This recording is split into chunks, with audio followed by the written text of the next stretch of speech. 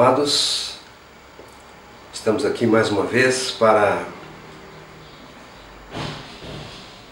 tentarmos passar algumas informações para vocês da Palavra de Deus. O que ocorre é que nós temos hoje duas situações que dão uma certa diferença no povo de Deus. Nós temos o povo de Deus segundo a escolha terrena dele, do Senhor, que é o povo pré-escolhido, que eu falo que é o povo pré-escolhido, que é o povo de Israel. E nós temos o povo de Deus, que é o povo escolhido, que é o povo comprado com sangue de nosso Senhor Jesus Cristo, que eu chamo que é o povo eleito pela graça, que é o povo de Deus segundo o seu Filho Jesus, formado a partir da cruz, da crucificação dele, que é a igreja, que eu chamo de Assembleia do Senhor Jesus. Nós temos aqui, no dia de Pentecostes, uma frase que o apóstolo Pedro dirigiu aos judeus. Ele falou: ó varões israelitas, escutai estas palavras. Isto mostra que ele estava se dirigindo ao povo pré-escolhido. Ele não estava dirigindo ao povo em geral. Ele como apóstolo de Jesus, estava se dirigindo ao povo pré-escolhido. Varões israelitas. Como que isto aconteceu? Pedro proferiu estas palavras ao cumprir-se o dia de Pentecostes, em que estavam todos em uma mesma harmonia, no mesmo lugar, vindo de repente um som proveniente do céu, como de um vento carregado a todos e violento, e enchendo toda a casa onde estavam assentados. Juntamente com eles, Pedro viu línguas como que de fogo, vindo sobre cada um deles e pousando sobre cada um deles. E nessa hora, nesse momento, todos foram cheios do Espírito Santo. E daí, nesse momento, todos começaram a falar em outras línguas, por concessão do Espírito. O Espírito é que lhes concedeu. Veio sobre eles línguas como de fogo, e pousou sobre cada um deles. E eles estavam dentro de uma casa, eles não estavam assim ao relento, ao ar livre, eles estavam dentro de uma casa. Isso ocorreu em Atos, no capítulo 2, versículos de 1 a 4. Como eles estavam no interior de uma residência, de uma casa, essa experiência correu o rumor pela cidade. E daí vieram pessoas de muitas nações, de outras nações, debaixo do céu, que estavam em Jerusalém. Estas pessoas, quando chegaram ali, que viu aquele povo falando em línguas estranhas, confundiram-se, porque não entendiam como aqueles homens podiam estar falando nos seus próprios linguajar, no seu próprio dialeto, cada um na sua própria língua. Um era medo, o outro era medo-persa, o outro era de Roma, o outro era de outro lugar, mas me parece que havia sim alguns estrangeiros ali de outras nações, mas parece-me que estando em Jerusalém, ali a maioria deles eram todos judeus. Então Pedro, nesse momento, com os 11, levantou-se, eles já não estavam mais dentro de uma casa, levantou-se e disse: varões israelitas, novamente dirigindo-se aos judeus, escutai essas palavras.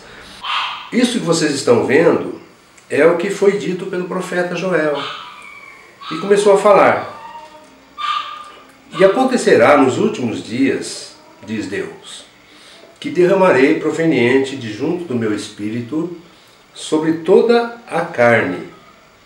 E os vossos filhos e as vossas filhas profetizarão, e os vossos varões jovens terão visões, e os vossos velhos sonharão sonhos. E também, observe aí, e também, né, derramarei proveniente do meu espírito sobre os meus servos e sobre as minhas servas, e profetizarão. Então nós temos aqui duas coisas. Primeiro, Jesus, o Deus diz, derramarei do meu espírito sobre toda a carne. Né? E depois ele falou no versículo 18, e também, primeiro sobre toda a carne, e também sobre os meus servos e minhas servas. E depois no versículo 19, e considerei aparecer prodígios no céu acima, e sinais sobre a terra abaixo, sangue e fogo e vapor de fumaça. O sol será tornado em treva e a lua em sangue, antes de chegar o grande e notável dia do Senhor. E acontecerá, veja bem que isso é depois do grande e notável dia do Senhor, e acontecerá que todo aquele que invocar o nome do Senhor será salvo. Pedro estava referenciando-se a Joel, capítulo 2, versículos 28 a 32. Essas palavras eram de Joel. E ele estava referenciando isto naquele momento, naquele instante que estava acontecendo aquele derramar do Espírito. Bom, vamos ver. O versículo 17 é o que está acontecendo hoje. É a nossa realidade. É como igreja de Cristo, né? O Espírito não está derramado sobre toda a carne, só que ele não está derramado sobre toda a carne de uma forma direta. Ele está derramado sobre toda a carne, mas só vai habitar naquele que crê.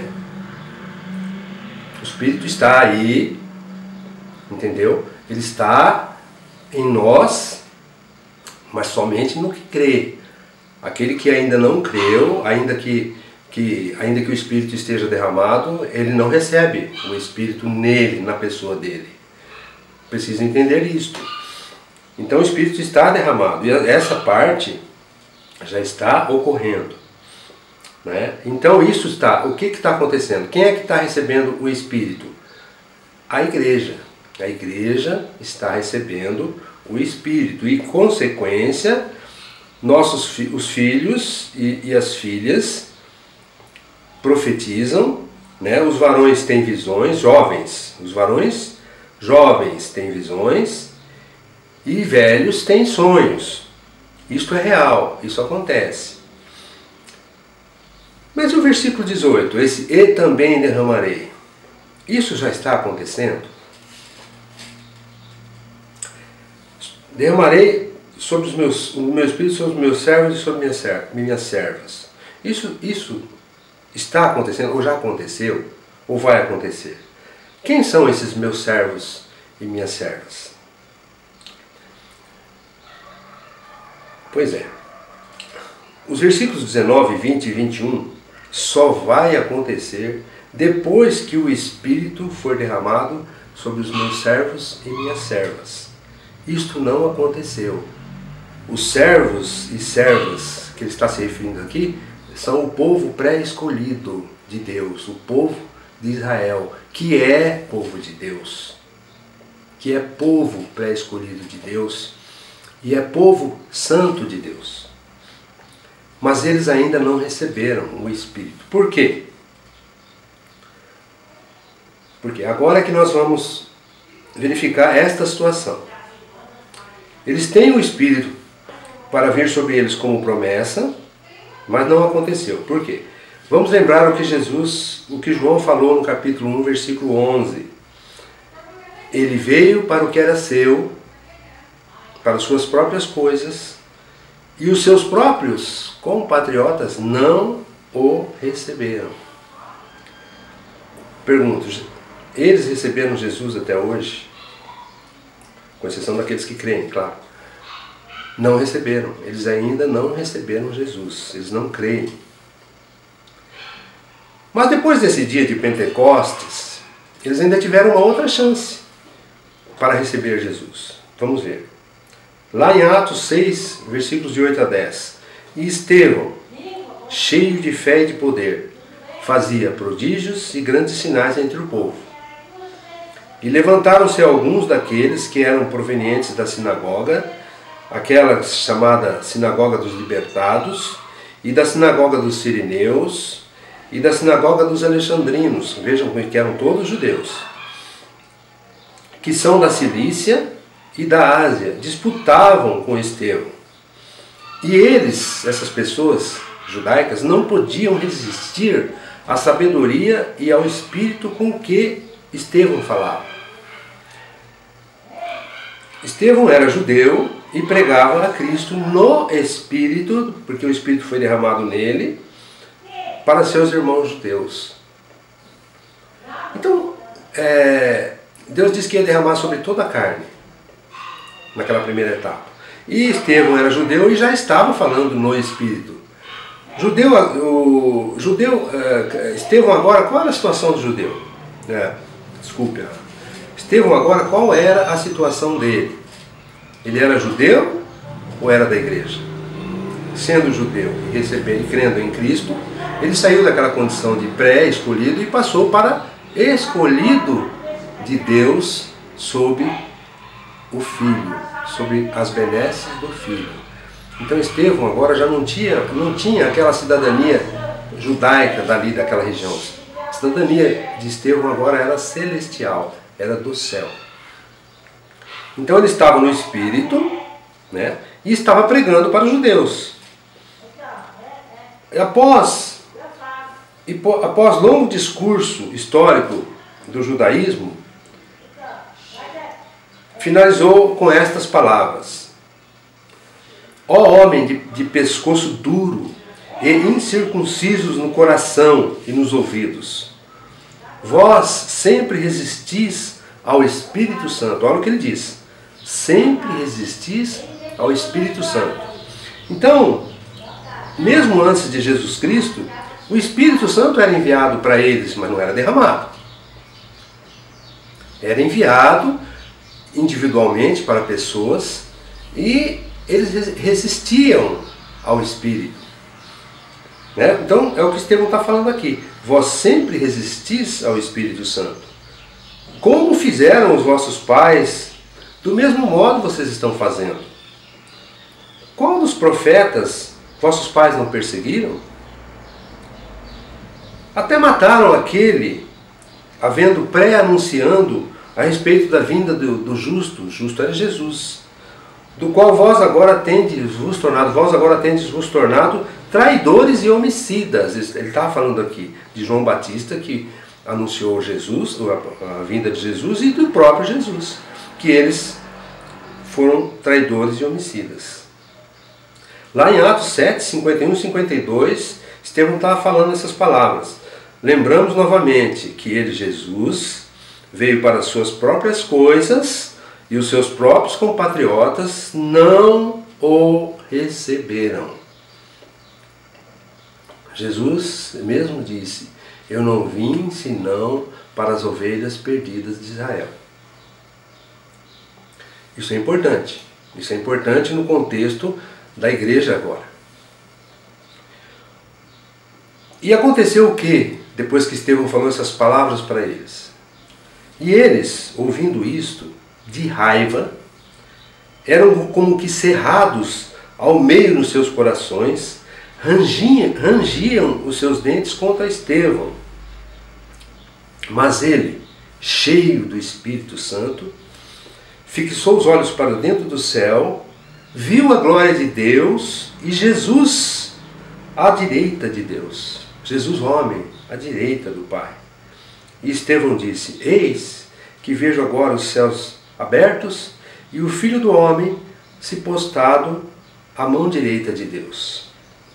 Mas eles, gritando com uma grande voz, taparam os ouvidos deles mesmos, arremeteram de uma mesma vez contra Estevão e pegaram-no e lançaram para fora da cidade e o apedrejaram. E as testemunhas depuseram as capas de Estevão, né, porque ele deve ter ficado nu, sem roupas, ao lado de um jovem varão, sendo chamado Saulo. Que Saulo esteve ali, Saulo, que depois passou a ser Paulo, era judeu, né, e dos melhores judeus, estava ali presenciando aquele fato e concordando com ele. E Estevão, no ápice do seu apedrejamento, disse: Senhor Jesus, recebe o meu espírito, e adormeceu. Atos 7, 54 a 60. Novamente lembramos, Jesus veio para as suas próprias coisas e os seus próprios compatriotas não o receberam. João 1:11. Deus, que é Cristo, veio para todos os homens. Isso é indiscutível. Deus, através de Pedro, disse que derramaria do seu Espírito sobre toda a carne. Profecia de Joel, confirmada aquele dia por Pedro. Toda a carne refere-se aos habitantes do mundo, de qualquer língua, raça, povo, nação.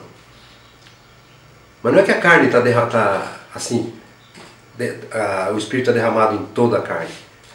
Está derramado, mas a pessoa precisa crer em Jesus Cristo para receber nela o Espírito.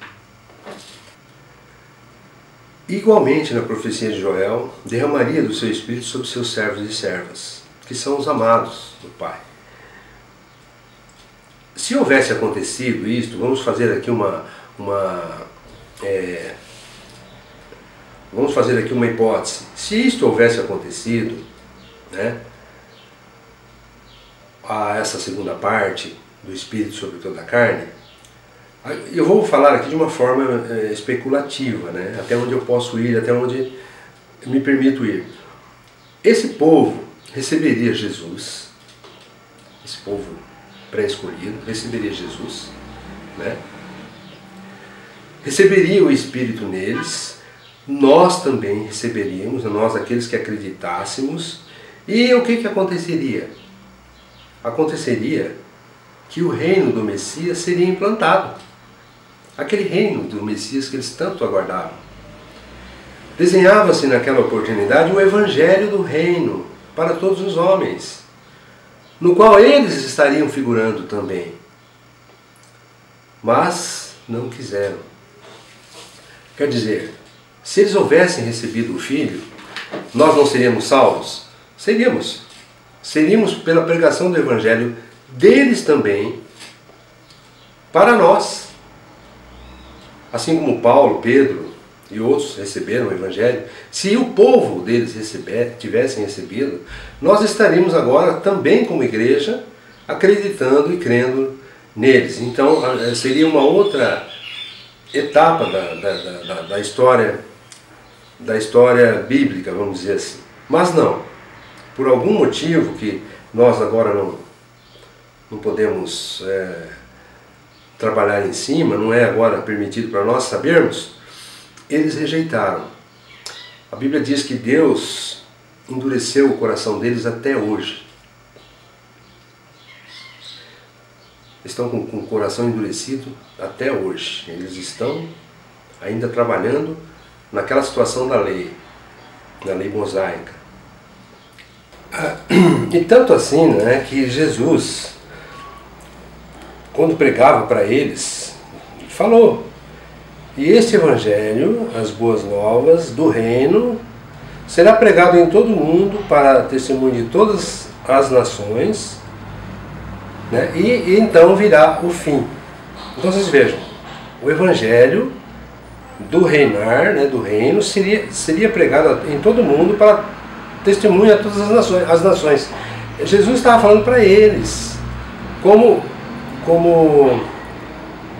vindo para eles. Eles faziam parte do Evangelho, deveriam ter feito parte do Evangelho, né? Mas voltando então para Joel, essa primeira parte da profecia de Joel, que está cumprindo-se com o derramar do Espírito, eles estão, o povo pré-escolhido, eles estão incluídos, mas assim, de forma isolada, né? Se algum judeu vier a crer em Cristo, ele passará para a igreja, fará parte da Assembleia de Cristo. Então ele já estará num outro status, né, num outro sacerdócio, porque o sacerdócio deles lá era o sacerdócio levítico. E o sacerdócio de Jesus era um sacerdócio de Melquisedeque, um sacerdócio de outra ordem. E o sacerdócio da igreja é da ordem de Melquisedeque e é eterno. Bom, mas eles rejeitaram, né? Rejeitaram a Cristo, mas Deus não os rejeitou. E nós temos que dar graças a Deus por isso, porque eles ainda estão na pauta do Senhor Deus, do Pai. O que vai acontecer com eles, tudo que está previsto de acontecer profeticamente com eles e para a igreja, nós estamos diretamente ligados a eles.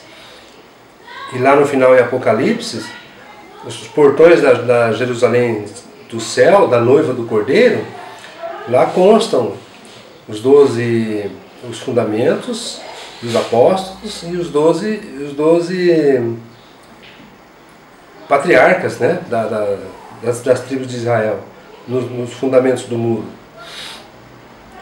Então eles não estão rejeitados.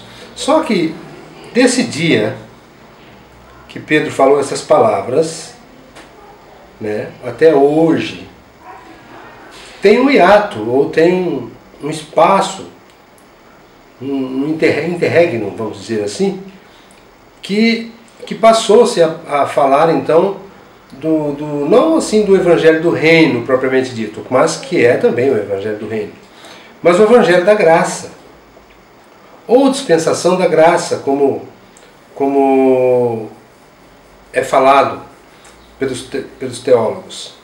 O apóstolo Paulo chama de o meu Evangelho, lá em 2 Timóteo 2,8. Por quê? Porque é um Evangelho que ele trabalha para chegar ao reino. Porque a igreja está sendo formada para chegar ao reino. E eles também, os pré-escolhidos, também vão chegar ao reino de Cristo. Nós já praticamente fazemos parte do reino, só que ele ainda não se concretizou. Ele vai ser concretizado lá em Apocalipse, vai ser concretizado, e o reinado de Cristo por 1000 anos vai acontecer aqui na terra. Depois desse reinado vai haver os novos céus, nova terra, né? Então tudo isso está previsto. Então até pergunto assim com certo temor, né? Porque Paulo falou, eu sou um abortivo, um apóstolo abortivo. Será que seria porque Deus teria que voltar, teria que estacionar momentaneamente com os israelitas, aquela parte, deixar estacionado, endurecer o coração deles e voltar para os gentios. O Evangelho da Graça, que compreende para eles também. Na verdade nós vemos tudo por um espelho, né? Mas então veremos face a face. Quando Cristo se manifestar, veremos face a face. E assim como Ele é, o veremos. Glórias a Deus. Então esse espaço, esse hiato, esse interregno, vai até a plenitude da igreja. Quando a plenitude da igreja, dos gentios entrar, aí vai terminar esse hiato, né, esse espaço, esse intervalo, e começará a cumprir-se o restante da profecia de Joel, citado nos versos 18 a 20, né? Que será quando Deus vai encher os seus servos e servas com o Espírito, né? Com o seu Espírito, que é o versículo 18, vai ser derramado sobre eles. Esse derramado não é que vai... Derramado é que o Espírito vai estar presente e eles vão crer e vão receber. Mas só nas pessoas que crerem também. Porque haverão muitos dos povos pré-escolhidos que também não vão crer. E e a sua parte vai ficar, né, para outra, vão sofrer o dano, né, da segunda morte, mas aqueles que crerem vão receber. E daí vai acontecer os prodígios no céu, acima, sangue e fogo, o sol será tornado em trevas, a lua em sangue, tudo aquilo que está lá escrito em Mateus e que vai até Apocalipse. Então, era isto o que nós tínhamos para colocar com relação aos dois povos, né? O povo pré-escolhido e o povo da igreja, que no final vão se tornar um povo exclusivo, a esposa do Cordeiro, né? Porque a finalidade disso tudo é mesmo revelar Cristo aos homens. Então nós esperamos que com isso tenhamos dado uma luz, né? É preciso haver uma separação entre a igreja e o povo pré-escolhido, para que nós não tenhamos profecias deles sendo levadas para a igreja e o contrário também. Há coisas que são só para a igreja, e há coisas pertinentes só ao povo deles, que não é para a igreja. Então nós temos que saber diferenciar isso, senão nós vamos colocar isso tudo no mesmo pacote, né? Mas a Bíblia não mostra isso. A Bíblia mostra, né, principalmente lá em Apocalipse, que há uma separação para a igreja. Apocalipse capítulos 2 e 3, Jesus fala somente para a igreja, especificamente para a igreja. Depois de Apocalipse 4 em diante, aquilo lá também é para a igreja, conhecimento da igreja. Há pontos ali que a igreja está presente, mas no céu, não na terra, né? Então, a gente tem que saber diferenciar isso daí para que não incorramos em erros que podem ser fatais até. Mas oremos ao Senhor para que a palavra pertence a Ele. A nós não pertence a palavra. O que nós falamos de nós com o nosso próprio conhecimento, eu aconselho a você que despreze imediatamente e jogue por terra. Aceite sim o que vier do Espírito, porque igreja, tem que ouvir o Espírito. O Espírito é que tem que falar com você. Se o Espírito estiver me usando para falar com você, e você estiver acatando no seu coração as palavras que estão saindo da minha boca, pelo Espírito de Deus, amém. Mas se as palavras que estão saindo da minha boca são conhecimento daqui, ó, eu oro para que você tenha discernimento e não entenda o que eu estou falando do meu conhecimento. Porque todo conhecimento que vem do homem não serve. Só a palavra de Deus é viva e eficaz. Pedimos a Deus então que todos nós tenhamos discernimento com relação à sua palavra, que possamos ouvir, que possamos crer na distinção entre os povos pré-escolhido e o povo escolhido, para que afinal venham a ser um só na consumação dos séculos, na plenitude dos tempos. Senhor, pedimos que nos dê luz, nos dê graça, que as nossas famílias sejam orientadas e que sejamos totalmente revestidos pelo Teu Espírito e pela Tua graça. Em nome de Jesus. Amém.